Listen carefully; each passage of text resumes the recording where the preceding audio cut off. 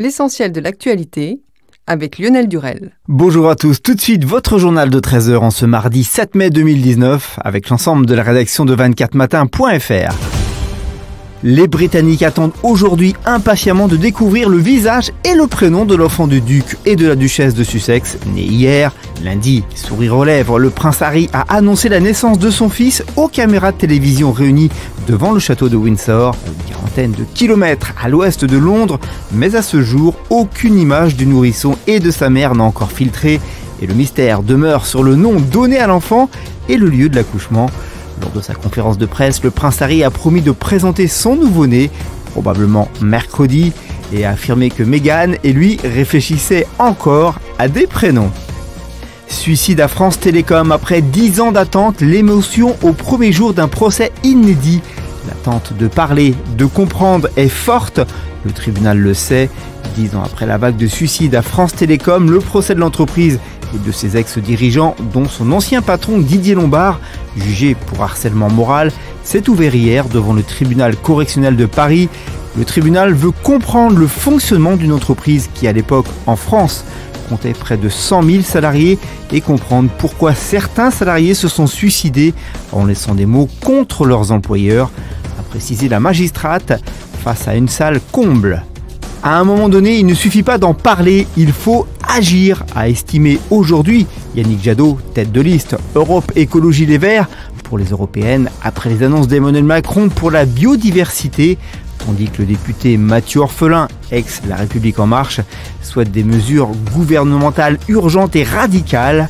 Évoquant sur BFM TV le rapport d'experts de l'ONU, alertant sur 1 million d'espèces menacées d'extinction, Yannick Jadot s'est adressé à Emmanuel Macron.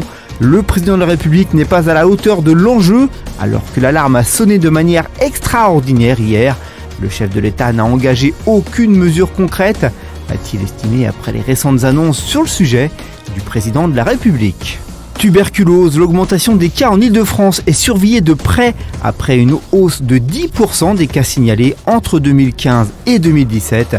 Si les poumons sont le plus fréquemment touchés par cette infection, elle peut aussi affecter bien d'autres organes comme le cerveau, les ganglions, les os ou la colonne vertébrale.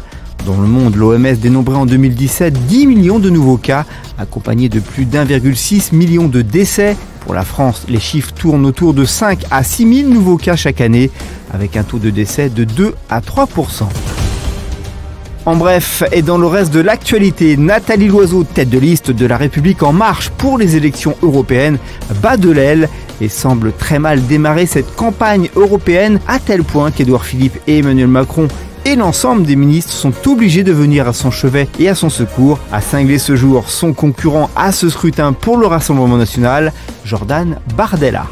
Chinois et Américains vont reprendre leurs difficiles négociations commerciales cette semaine à Washington, en dépit des nouveaux droits de douane qui doivent frapper dès vendredi des produits chinois aux États-Unis. En sport, c'est une première officialisation.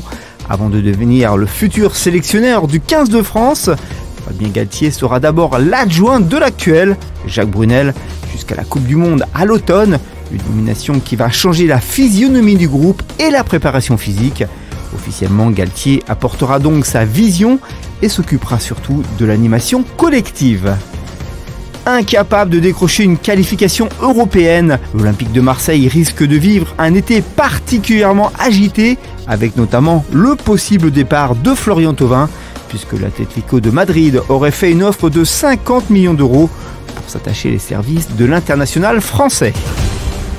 L'actualité du divertissement, homme de théâtre à 62 ans, Thierry Beccaro a pris la lourde décision de quitter France 2 après presque 30 ans à la tête de la présentation du jeu Motus.